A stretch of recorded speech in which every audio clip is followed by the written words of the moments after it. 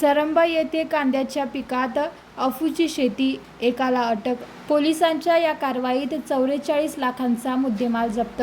बुलढाणा जिल्ह्यातील सरंबा येथे अफूच्या अवैध लागवडीवरून स्थानिक गुन्हे शाखा व अंधेरा पोलिसांची संयुक्त कारवाई. या कारवाईत तब्बल 101 किलो अफू किंमत 44.56 लाख रुपयांचा मुद्देमाल जप्त करण्यात आला असून आरोपी संजय तुकाराम चेके राहणार सरंबा याला अटक करण्यात आली आहे.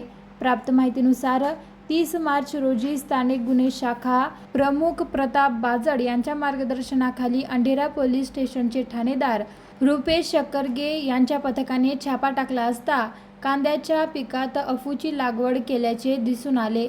त्या कारवाईत पंचनामा करून मुद्देमाल जप्त करण्यात आला असून यावेळी नायब तहसीलदार सायली सावजी, ग्राम महसूल अधिकारी सोनवणे यांच्यासह LCBचे दिगंबर कपाटे, पुरुषोत्तम आगाव, वनिता शिंगणे यांच्यासह पोलीस अधिकारी कर्मचारी यावेळी उपस्थित होते.